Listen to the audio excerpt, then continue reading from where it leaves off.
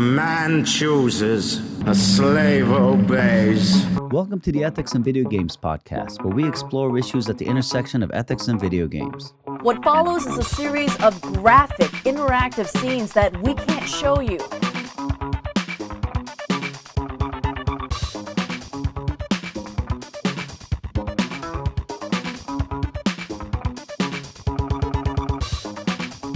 All right, welcome everybody.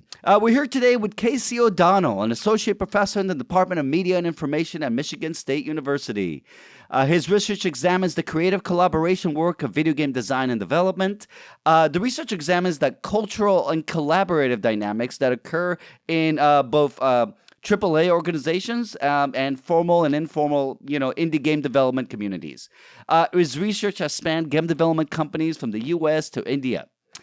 His first book, The Developer's Dilemma, is published by MIT Press, and he himself is an active game developer, releasing OC in 2011, Against the Gradient 2012, Glitch 2013, Sparks and Eternity in 2014, and other games that can be found on his website, and we'll give you his website at the end of the episode.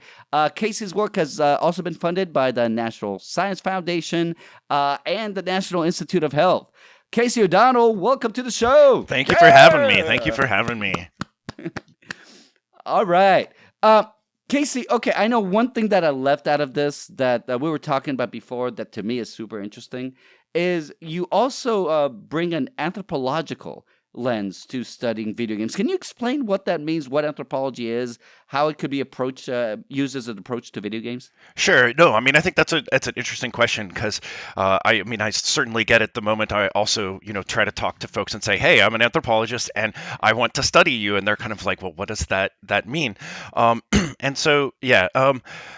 Granted, anthropology has a long history, and I come at it more from a perspective of culture anthropology, right? Because within anthropology, you also have folks that literally excavate giant sites and find artifacts and things like that. Physical anthropology is its own field, and so there's all of these different veins even within anthropology, and so I sort of fall into the camp of being a culture anthropologist. My advisor was Kim Fortune. She's actually the department chair at the University of California, Irvine, in their anthropology department. So, but for me, I think the kind of one of the core pieces of anthropological work is participant observation, right? And it is actually sort of joining a community, the community that you want to study, and being a part of them, and not just, it's not like a reporter who gets dropped in for, a couple hours or a day, and instead it's like, and it's not even like, oh, I'm going to be here for a couple of months. It's like, oh, I'm going to spend 2 years here and get to know the common senses, talk to people, right? So you do formal interviews where you'll sit down and ask people questions and record those and then later transcribe them. But the core sort of, I think, methodological piece of anthropology that is so important is participant observation. And that's spending time with developers day to day, like for the boring stuff, right? The stuff that isn't exciting. You're like the Jane Fossey of the game development community. So let me tell you a funny story. So I was at Vicarious Visions from 2005 until 2008, studying them through interesting period of their time, and they made sense of me by being like, "We're your gorillas, right?" And I came into the office one time and they had put potted plants around my desk, so as peer. Some of them actually came to my dissertation defense and they gifted me a pith hat, right? So nice. So it is kind of how they make sense of my presence. Is I was their Diane Fossey, right? So Diane Fossey, right? So what does that mean? I mean, you're living. So let's say we got a AAA, game development team. You yourself, have a background in programming, but I'm assuming you're not working as part of the team. Well, right? Sometimes you wind up working, Really? Yeah. Are you kidding? If there was somebody in my building that had a programming background and I needed a programmer, be like, hey, well, what can I do to help? Like, I mean, Yeah. even as a person, just like I'm going to get bored, just sitting around all the time. So, Right. when I was at Vicarious, I did a lot of work, like kind of helping sort of facilitate conversations between teams and particularly sort of different disciplinary groups. So we might get to that in a little bit, but there was always this joke about like, that artists and programmers just spoke totally different languages and didn't know how to talk to each other. And so they were like, well, can you help us get better at this? And so that was like one of the things that I sort of offered back. All right, so I guess let me start with this because we're talking about creative collaboration and the ethics of doing this as a team. And when people like me, and when I say when people like me, I mean regular folks that are not like Andy that don't really know a whole lot about how games are made. Right? When we think about how games are made, we think of game developers and say the artists that they work with and programmers. Those are kind of like the three groups, right? But obviously, there's lots of other people involved in any sort of production process, right? I mean, you're going to get management, finance people, marketing, maybe HR, hardware, yeah. especially HR, right? This seems to require collaboration with lots of people who see the world very differently. My God, HR, do they ever see the world differently than we do? And they see the project that they're working on as maybe serving very different ends, especially in a creative projects where a lot of egos can be involved. I don't want to ask you the obvious question, though we will really. How can they successfully work together? So, because this is the Ethics of Video Games podcast, so I'm going to try to stick to a more ethical perspective on these things. So honestly, we'll kind of get to the same thing because they relate. So one of the questions of ethics is the question of flourishing. Right? What do people need to personally flourish, right? To do well, to become their best self, right? In an environment like this so that they're living a better life. So can you tell us about that? What sort of things do people need to flourish in an environment like this? Right. Well, so that was I spent a lot of time. You gave me some of the prompts ahead of time, and so I had some time to think about it. And I actually really like the idea of flourishing as this kind of the goal, like the ethical sort of ideal, right? That everybody has an opportunity to flourish.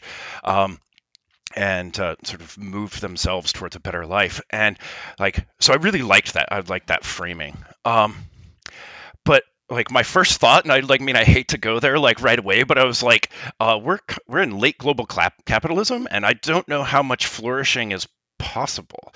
And so, but then wanted to say after that, knowing that we're sort of framed in this space where flourishing is kind of frowned upon unless you're the 1%. How could we at least still sort of have that as our goal, right, for those people around us? And I really liked that framing. Given the fact that I'm going to be cranky and be like, is flourishing even possible? To then say, but that can still be our goal. And right, so I think some of the things when I was thinking about it is like the opportunity to work on things that like you want to work on, not just what you're told to work on. And that becomes really hard when you're thinking about it as a job. That's one of the reasons why I loved studying hobbyist game developers and indie game developers, because they're working on stuff, and hobbyists in particular, I got to say, they're not doing it for money. They do it because they want to do it and because it's fun and they love it. And so, one of the things that I've tried to sort of carry into my teaching practices as a professor is helping my students. It's like, you don't necessarily have to get a job making games. You can get a job doing other stuff and then just love this and make stuff you love, rather than letting it sort of be subsumed by that giant company. But by the same token, a lot of my students want to go to work for Blizzard or work for Wizards of the Coast. Right. And so I'm also trying to help them get there too. Well, what about the other people on your team, right? So, you're working in a team, obviously you need what it is that you need to become your best self. What can people do to help, their teammates become their best self? One of the things that I was thinking about for this, and I hear it a lot, and I hate to say it from my students, but also from other adult developers that ought to know better, which is I need an artist. And what they want to do is hire somebody. They don't really want to like have them be a part of the team. And so when I think about that from an ethical perspective, I'm like, what you do, do you really want somebody to become part of your team and allow them to flourish like within that context, or are you looking for a cog? And so I think one of the things I also tell my students all the time, and I try to do this with my students as well, is like, this other person is a whole person. They're not a cog. They're not just an artist. You can't objectify somebody that way. They're a whole person. And, think about all the baggage that we have, like they have it too. And so allowing for everyone on a team to be that whole person, like with their hangups and the perspectives, but that's also like what they're bringing to the table. Like, you don't want somebody in spite of being a whole person. You want them because they're a whole person, and they're going to bring with them those experiences, and that's a good thing. And sort of learning to embrace that, I think, is a really important part of it. Yeah, that's interesting. I'm pretty sure that I need to include that into our curriculum, as in the game design department, about that specifically, because that's a really good point. Like when we think about, all right, what do we need for this game? All right, we need this, we need this, we need these skills, we need these skills, we need this expertise. Yeah, but what you need are people. And so they can come together. And so that's one of the things that I've been really interested in as I study what I call making games differently, is looking at game collectives, right? Places that people come together and they work on things that they want to work on together, and they don't necessarily have power over each other in the same way that like a commercial game company has. And like you said, for teaching students is like, you're not just a cog, and how can you come together and bring the perspectives and sure skills, right, that everybody has, but also like so that back to this idea of flourishing, like allowing everybody to feel like they're having a meaningful impact on what you're making. Yeah, and especially since in most cases, when you get hired onto a team, you're not going to be working on your own projects. Yep. Well, I spent my entire career in the video game industry working on other people's stuff.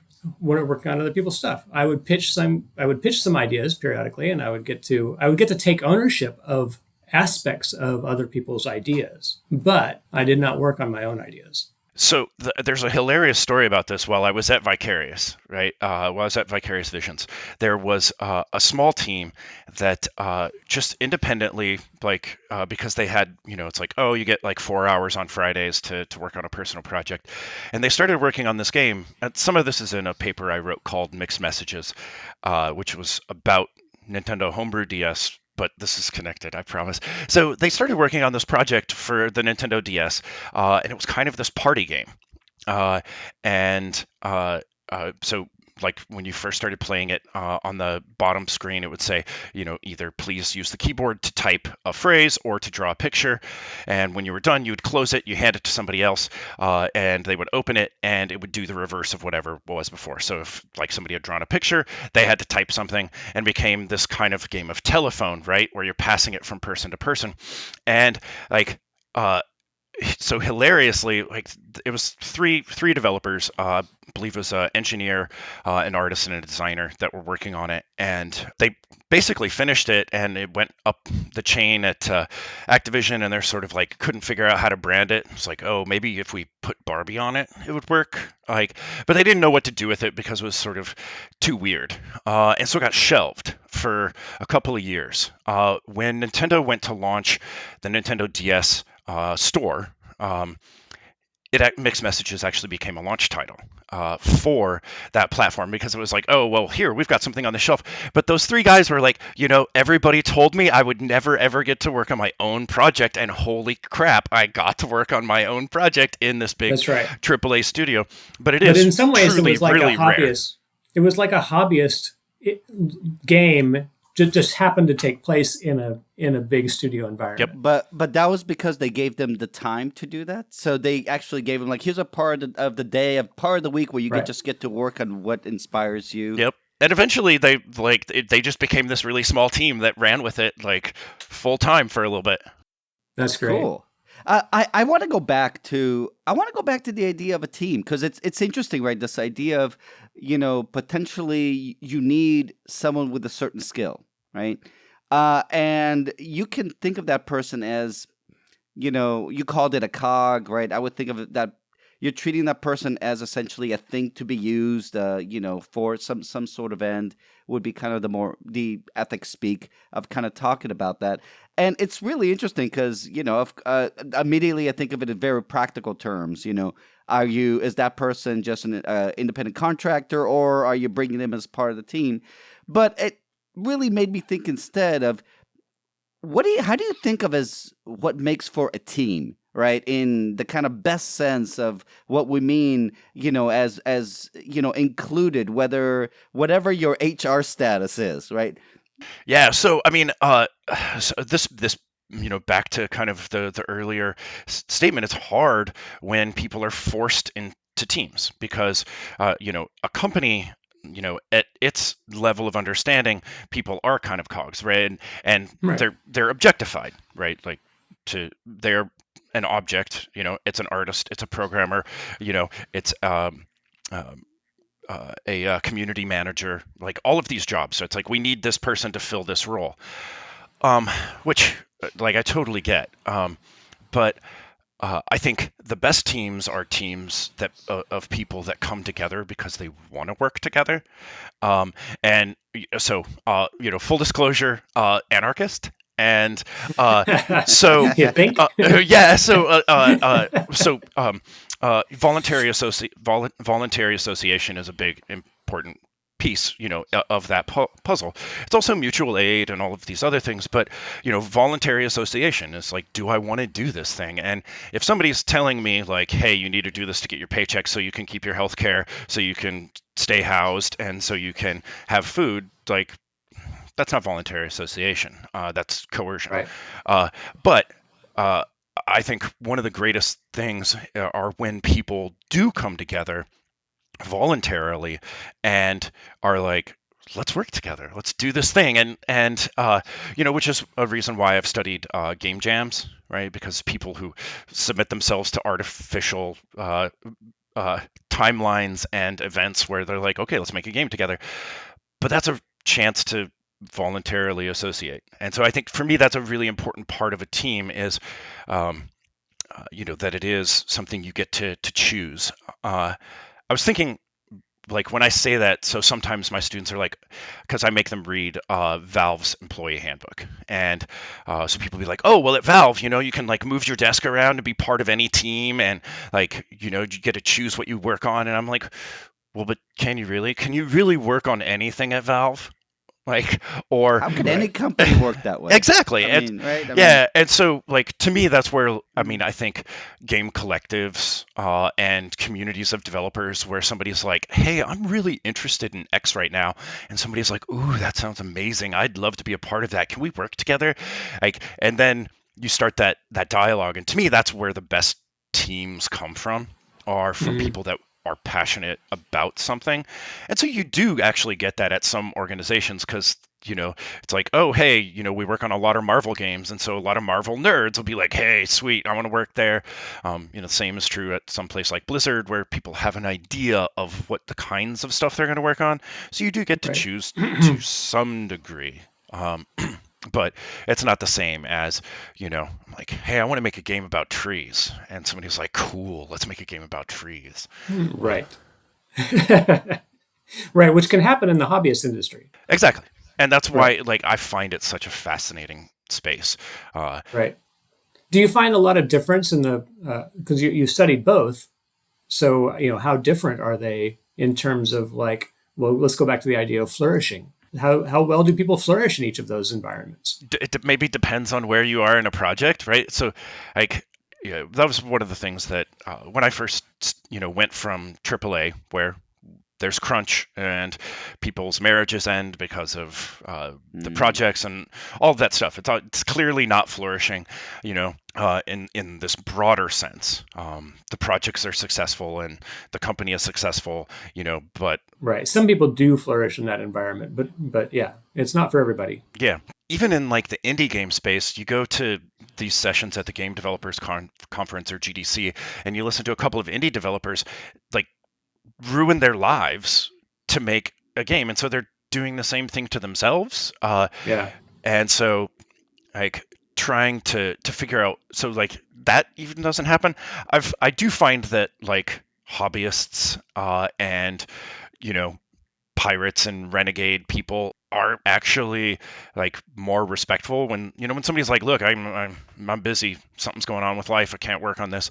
Like people are understanding. They know that it's just one of many things that you do. And so in these more informal, like, or more formal even game collectives, there is this dynamic of people talking about how much time they've got and how much they can put in. It's like, okay, well, I've got, 6 hours a week or some, like I can dedicate X to this.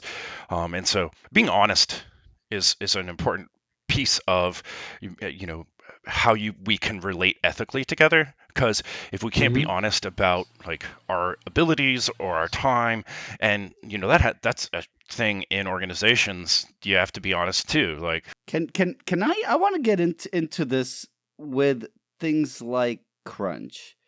So it seems to me that there's two kind of parts of this, right? One part is how honest are the people working for? So let's say we're talking about just AAA company, right? They're working on a big game. How honest can the people who are working in that game from the various departments be about the time commitment that they think that they signed up for?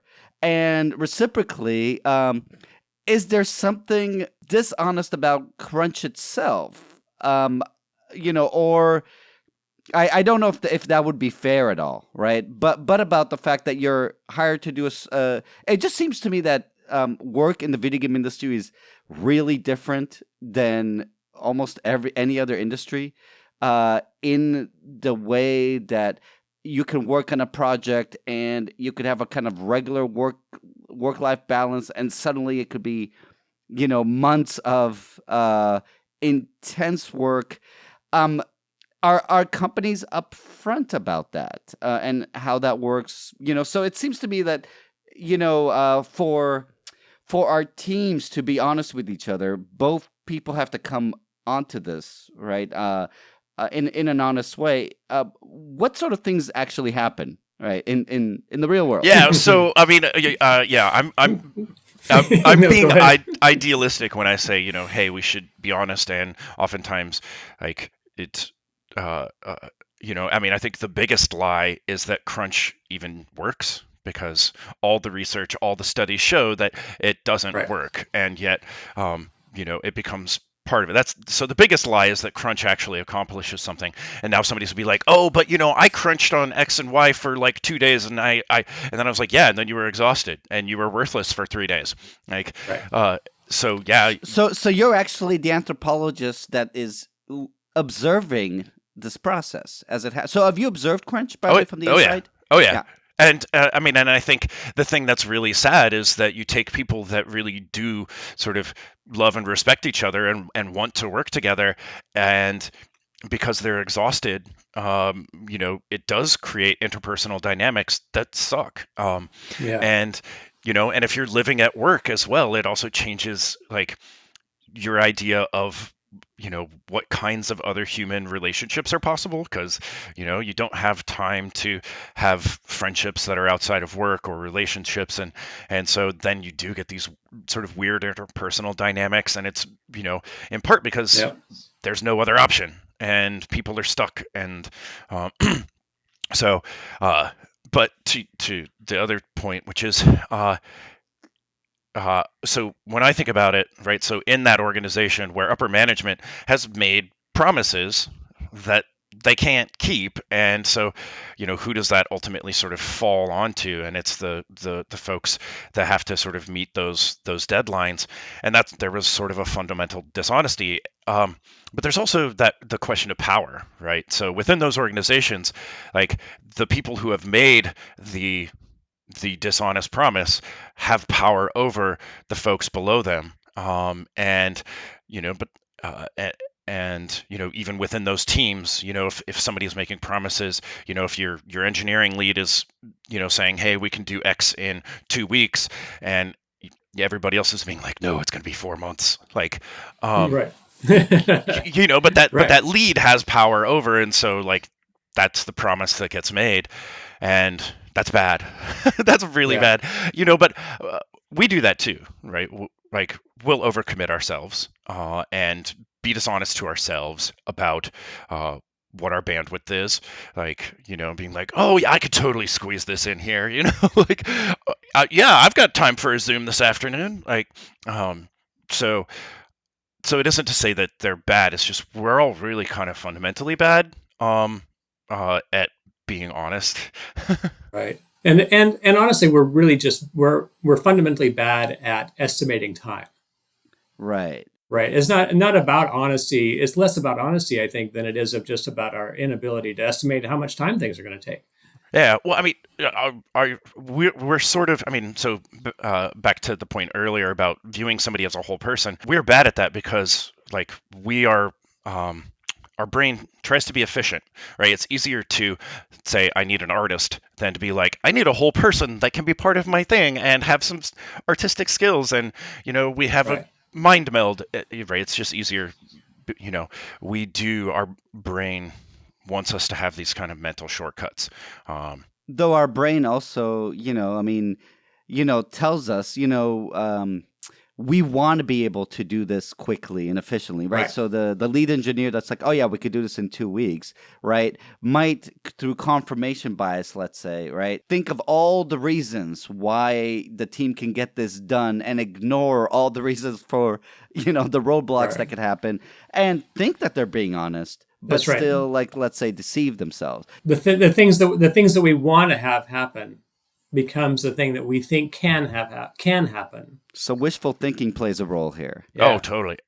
I mean, I think ideally we want things to go right. We want them to go well. And I mean, we're also kind of hopeful creatures, right? Like we don't. I mean, there are days where you're like, I'm not getting out of bed. There's nothing hopeful. But mostly we're like, okay, maybe it'll get better.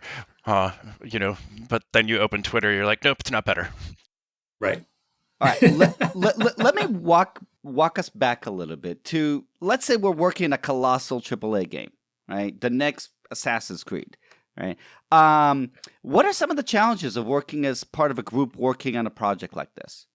GTA 6. Yeah, right. So I think one of the things that's been fascinating, right? So, my time at some of these big companies, like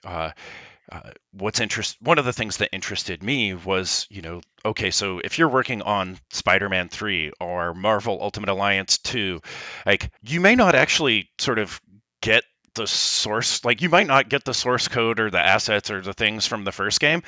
And like game companies have this really bad habit of, well, we have our internal tech or we want to use this. And so there's a lot of reinvention that goes on, Yeah. and and projects will move from studio to studio, and so there's not always sort of a cohesive vision, and if you are working on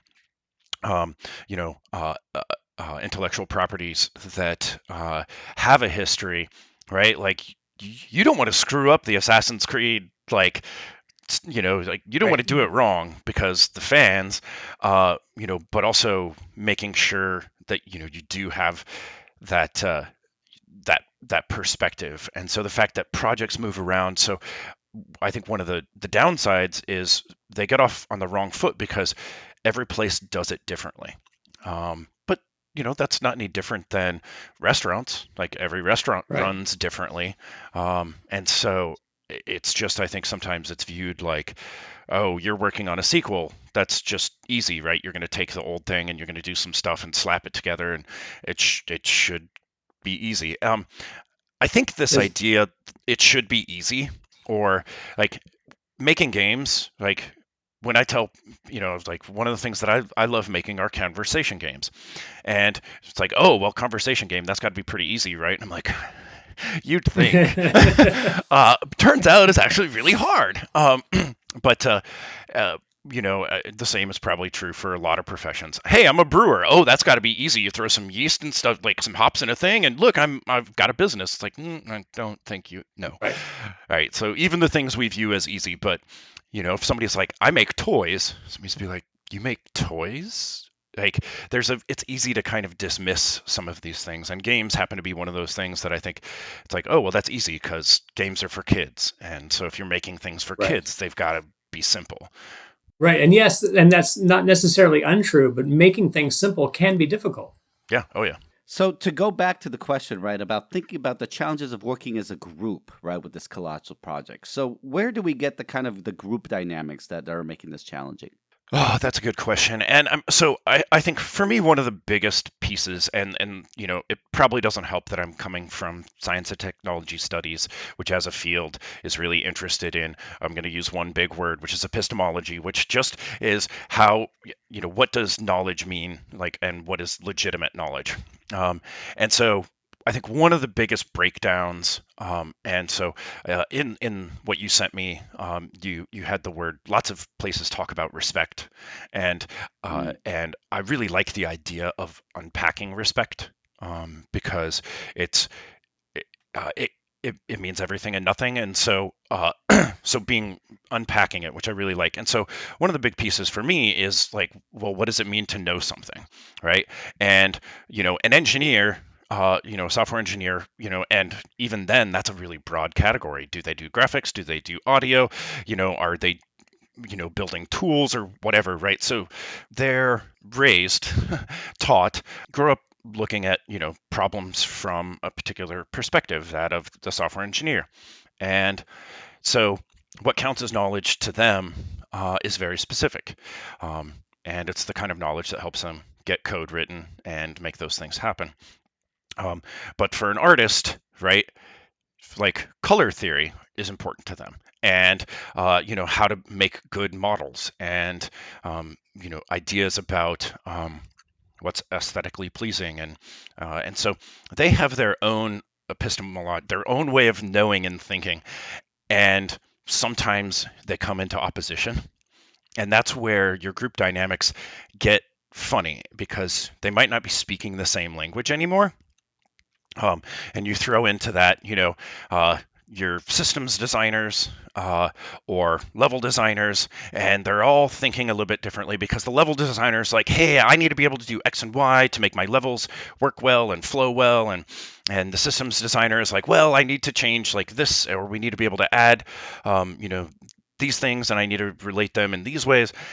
And so those interpersonal dynamics start to break down when I think there's a lack of desire to understand where the other person is coming from. And Yeah. like when they're saying, when an engineer says no, like there's knowledge under there. And so, but the artist, because they've been trained that, and in part by their paychecks, that the engineer is the really smart one and the artist is not so smart. But I'm like, no, you're just different smart. For that artist to say, well, when you say no, can you tell me why? Or like, what about this is going to be hard?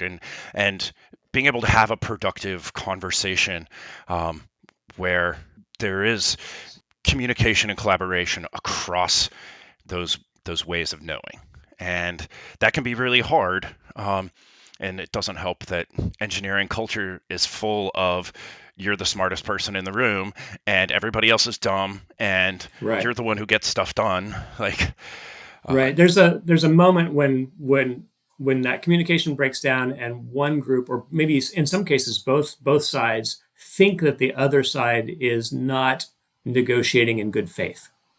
Right. Where they're not trying to understand. They're just saying, No. For me, that comes like back to this, like the importance of honesty. So let's return to the idea of respect here, right? Because right, this idea of it's easy to say, right, the members of the team should respect each other, right? But what is respect? Respect in terms of a general concept of general respect people in life is kind of one thing. It's another thing, right? You got people working on something that they're intensely committed to, that they have a lot riding on. What does it mean to respect people, members of the team, in these collaborative situations? Sometimes I feel like respect is, well, we allow each other to coexist. But it's more than that. It's actually like Right. It's embracing. more. It's turning towards. It's like listening to and valuing the other person. It's not, again, not that they're just here to serve a purpose, but instead like an important part, and like wanting to work together and come together. And as I say, there's sort of an idea that I've heard from different people in different groups that I've worked with, where the respect is, you can do your job better than I can do your job. Mm. Right? That's where you generate respect. You do your job better than I can do your job. Yeah, and I think that can be hard for people. There's a subset of folks that do it's their vision is the only proper vision, and it becomes really difficult to work. Right.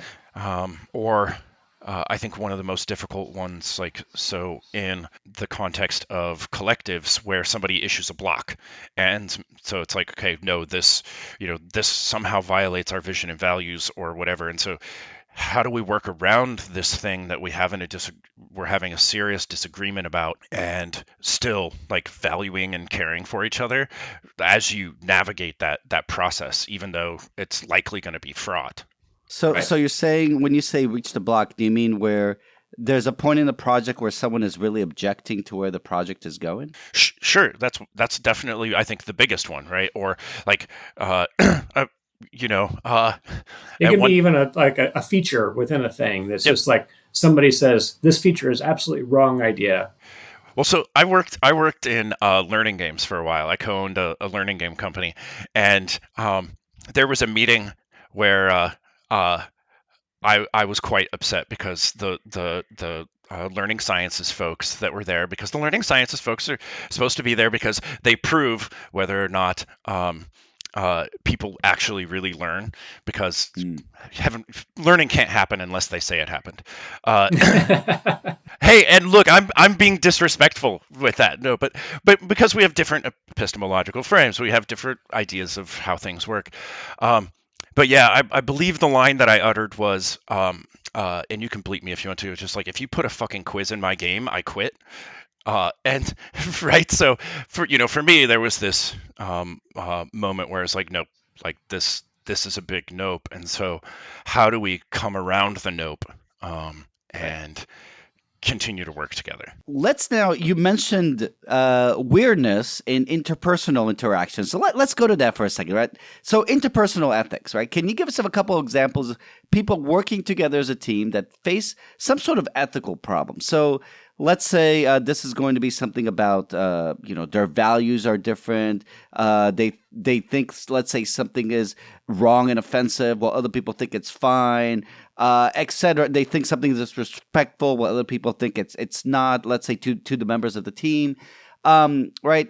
So they're working together as a team to face an ethical problem in terms of how they should relate each other, or maybe face a conflict of personal responsibilities when working with each other. Yeah. Well, so I also wanted to say I love so when I talk to my students about ethics, oftentimes it's about what I would call like kind of design ethics, like outcome ethics, Right. thinking about what you're making. And so I really loved the framing of interpersonal ethics, because I was like, man, I need to actually think about this more and talk more about it. And so I think it's hard, right? So, let's say somebody on your team believes that, LGBTQIA plus folks,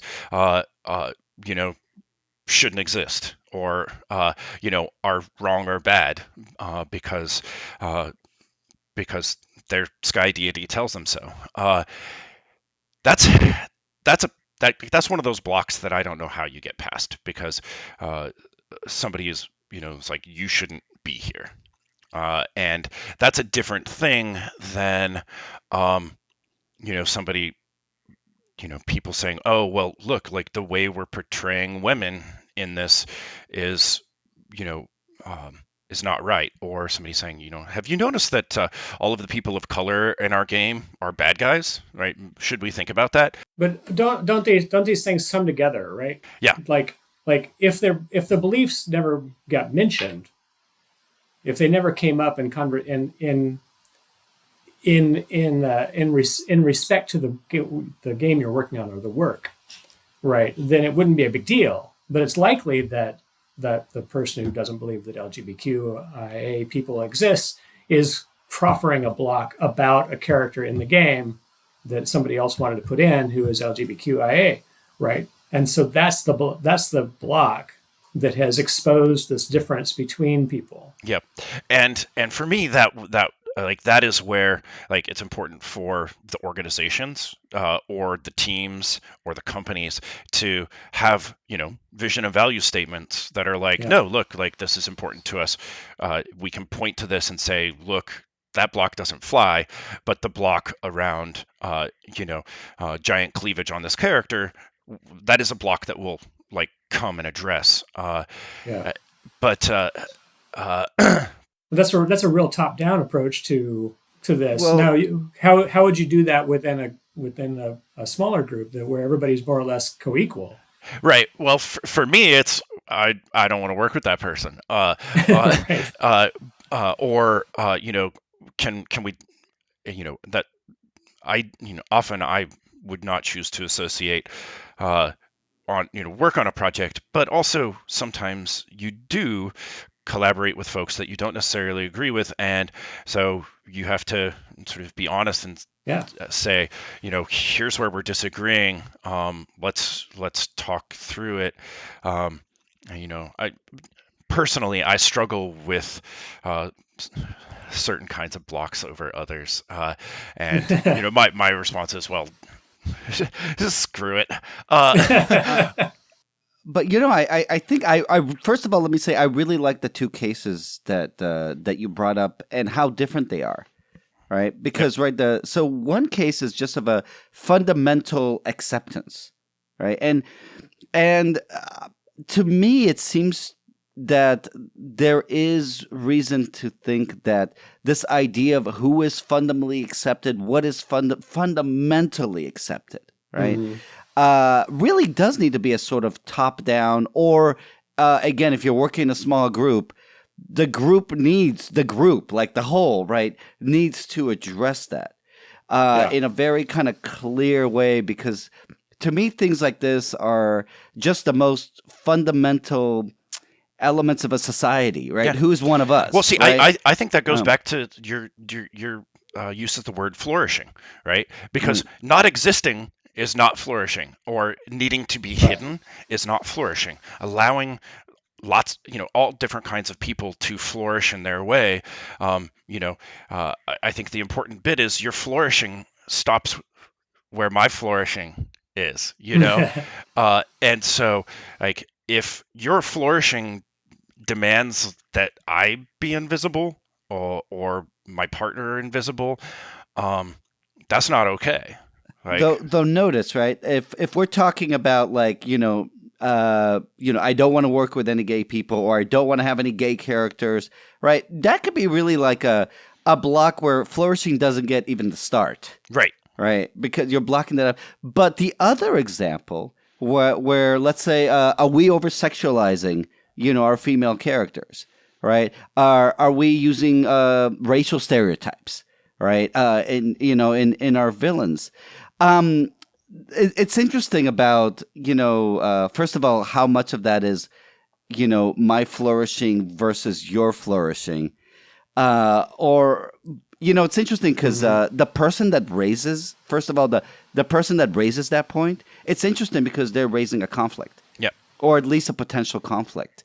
And it may be a conflict of values, or it may be it may be not a conflict at all, as the team kind of recognizes. Oh yeah, we didn't realize that. Yep. And Right. it's kind of an interesting position to be in because, and I'd imagine this is really different with different teams, and you probably know how people are going to react to this, right? Well, and this is the thing that I think is quite difficult, is the person that's going to bring up those issues is often going to be a person that is in that marginalized group, right? So Right. it's going to be a BIPOC person that brings up the issue of race. They might have an ally within their team that they're like, hey, can you bring this up so it's not me?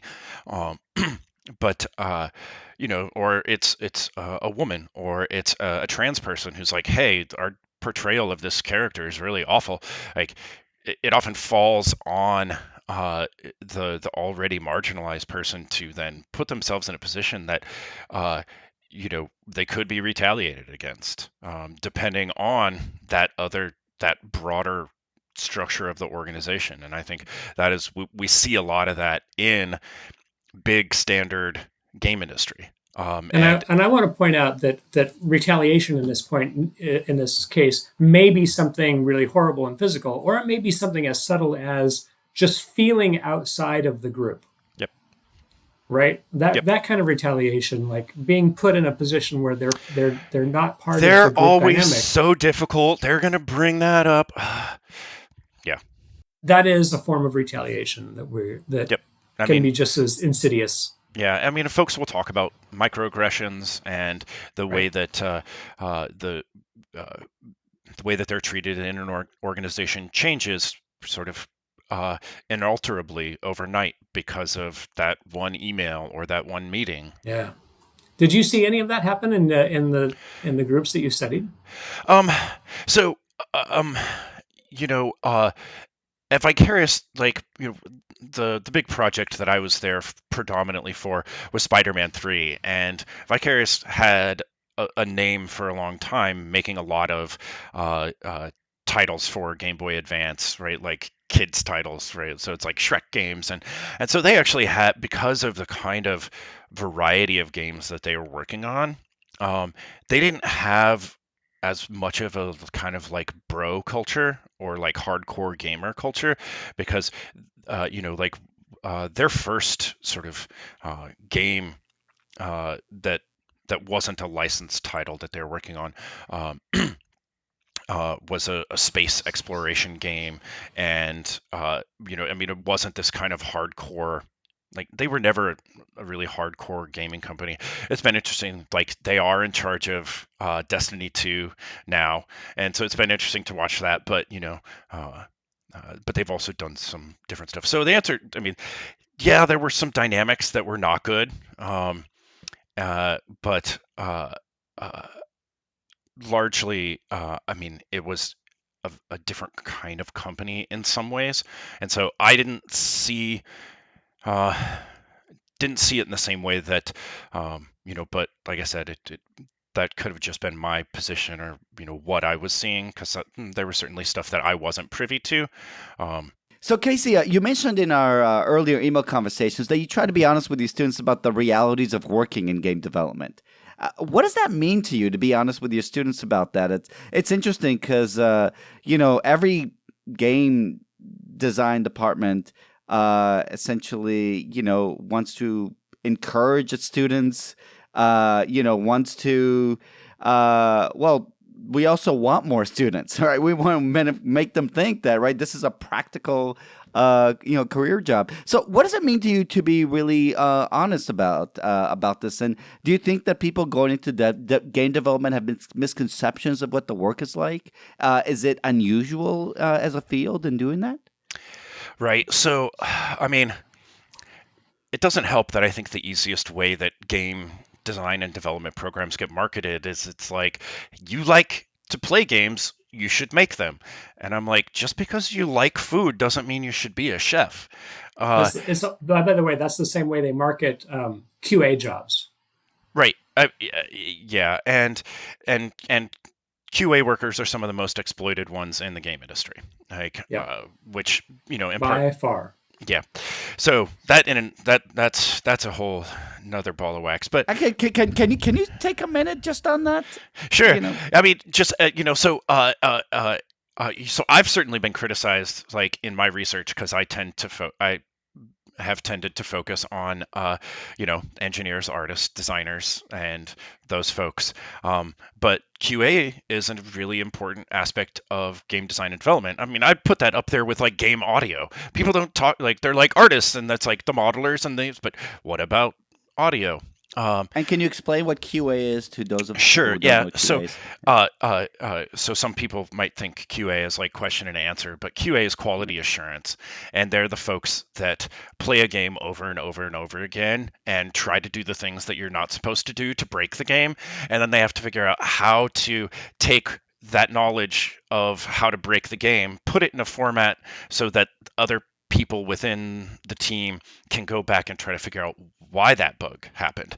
And when we see all these kerfuffles around, game X launched and it crashed and they've got a 0-day patch and all of this stuff, that comes down to QA. And QA takes time and money and energy and people and Can I add? Can I add some nuance to that? please, yeah. Because there's also sort of two different routes of QA. There's the QA that work for developers, and they tend to be better jobs, and they tend to be more experienced, and they tend to be with the developers for longer periods of time, for longer term.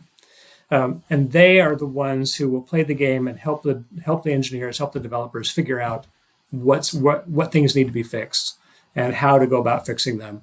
And then there's the QA that work for the publishers, and their job is just to make sure that the game doesn't have any bugs.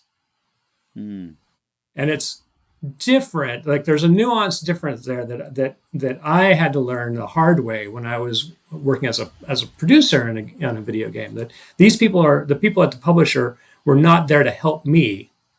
They were there just to make sure that the game wasn't buggy going out the door. And those people are very, very misused. They are usually temp workers. They get hired en masse in like the late fall because all these games are coming out at Christmas time, and then they get laid off at Christmas. And they work 80 hours for minimum wage and get laid off at Christmas time, and it's terrible. How can you work 80 hours at minimum wage without overtime kicking in? Well, I mean, overtime would kick in, and I mean, it would. And But most of them are working on contract. They're not actually employees too, so they're just working at an hourly rate. Yeah, so that happens. That happens on like for artists on big game dev teams when a studio will ramp up and they have to hire a bunch of artists or a bunch of modelers and texture folks, and so they get them on contract so that they can throw a bunch of work at them, and then when that's done, the contract's over. Right. And then, and by the way, this is not the way the rest of the software industry handles QA. The rest of the software industry treats QA like a legit, like respected position within the team. It is really interesting. So to go back to the very beginning and think about it as a team, right? It seems that if you're hiring, a bunch of temp workers and having them work at like an extreme pace as independent contractors, you're treating them like a cog. Right, you're treating them like a cog, right? They're not really part of the team. And it's interesting thinking about the two different ways that Andy talked about quality assurance, right? Where the first one really did seem like you were part of the team. Yeah, right. They are. And the second one, working for the publisher, Mm-hmm. right? Seems like you're not really a part of the team. You're just doing the job that you're contracted to and can be exploited. Yeah, it's an interesting. I like the team concept. It's a microcosm of, I think, a lot of those broader issues. Mm-hmm. All right, so Casey, now let's go back. Yeah. All right, to the idea about being honest with the students about the realities of game development and misconceptions of the work, etc. Sure. Yeah. So, I mean, some of it is, just being honest when, some studio shutters and lays off, 400 people, I'll talk about it in class. When, a new sexual harassment case comes about at a big game studio, I'll talk about it, rather than pretending like it doesn't exist or it doesn't happen. Right. But yeah, but it's also about talking to them about how they relate to game development. I mean, it's hard because not everybody who comes through a program, a game design and development program, is gonna get a job making games. And to tell them, I tell my students, like, if all you do is your homework, you're not going to get a job in games. You can probably go get a job somewhere else and find something related, right? You'll be able to take your skills and you'll be able to do something, but it's not going to be in games likely, because you can't just do the bare minimum. Is that because they should be expecting crunch and they should be expecting these problems that you sort of described at the very beginning as part of late stage capitalism? Or is it because of the competition involved here? I think it's also that as faculty, as teachers, like, we're asking people to kind of do exercises that ideally get them interested in doing more above and beyond, right? Like, I wouldn't expect my students, so I teach our kind of first formal game design class, and I asked them to make 3 print and play non-digital games, right? Now, in the course of a semester, which means they're basically doing 3 game jams. But I'm like, look, you can pace yourself. This could be normal. Like, I'm anti-crunch. I don't believe in it. But that's also why, so I don't expect from my students to make 3 super polished things. Like, I'm expecting something mediocre. Like that, Right. and that's even a good bar. Like, hey, you did a really good job. It still needs work. Like, there's more to be done. But ideally, that if they then took that good idea and I'm like, hey, this is great, you should actually do something with this, and I'll tell my students, I'm like, this is really cool, for your sake, I hope you continue to do something with this, get it up on itch, do a print on demand version of your game for the game crafter, like, whatever, right? That becomes part of your portfolio, but it's honestly going to be like 2 months to 6 months of more work for you to get there to where it's really done. But I do encourage them. I say, like, if you make time for this and it's important to you, you can get there, and then it's going to do more for you. Mhm. But I can't expect that as a teacher, because I think that would be unreasonable. I'd be asking them to crunch, and instead, it's like, I want to make sure you're far enough along that you can finish this journey without me if you want to.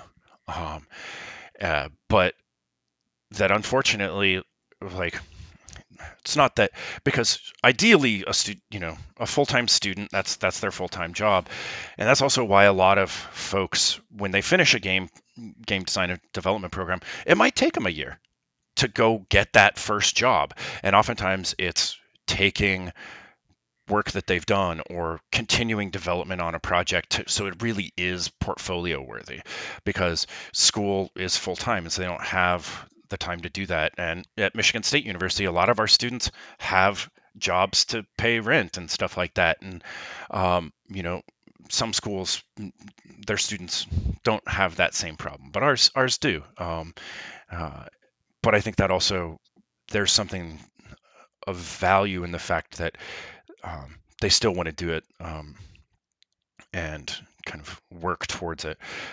But it isn't, you tick the boxes and you finish your degree and you're going to get the job. Like, there's just also not enough positions like that. And so I talked to them about that. But to your point, I also tell them, like, it doesn't have to be your job, right? Like, you can do, you can have a passion. Like, maybe it's good for your passion to not be your job, because that lets you maintain that relationship with it. And so, hey, you came through and you got your this, but and you really are good at modeling, and so you get a job doing 3D modeling. We've had students that go to work for places like furniture manufacturers, right? And they do 3D modeling for furniture manufacturers, and they're like, "Hey, it pays the rent, and then I get to make games, and I'm not miserable." So Right. All right. Casey, we've been talking about the challenge of creative collaboration in game development, right? So what do you want to leave people with? For me, the big part of creative collaborative development, I think one of the biggest pieces is really valuing the other people that you are working with on your team.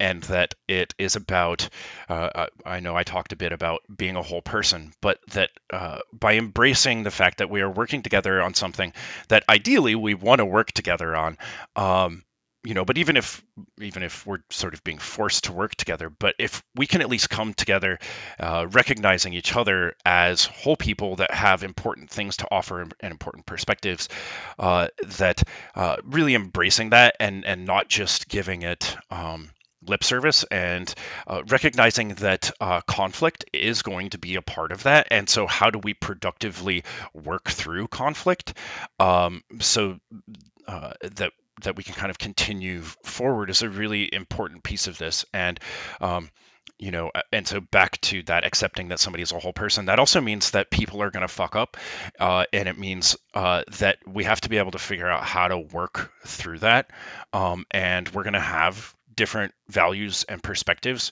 and that's a good thing, because it means it's actually less likely we're going to have some thing that we're not paying attention to, right? Having those different perspectives is a really important and valuable thing. And so really embracing one another and the diversity of thought and the diversity of perspectives that people bring to those teams, I think is one of just the most important things that we can do to come together and work well together. All right. Nicely said. All right. Casey O'Donnell. Hey, Casey, where can people find you? The easiest way is, honestly, if you Google Casey O'Donnell, I'm the person that comes up. And if you add Casey O'Donnell MSU, that'll get you there. But honestly, just CaseyOdonnell .org is my website, and you can find me, my email is the same thing at gmail.com. My Twitter handle is the same thing. So I'm super easy to find. And I can also, if folks want to find out more, about some of the games that I've been working on more recently, it's affinity-games.com. And so Affinity Games is the name of the collective that some folks and I are part of. And so that's affinity-games.com. All right. All right, guys. Good podcast, GP. Thank you. Thank you. All right. Play nice, everybody. You can subscribe and listen to all of our episodes wherever you listen to podcasts.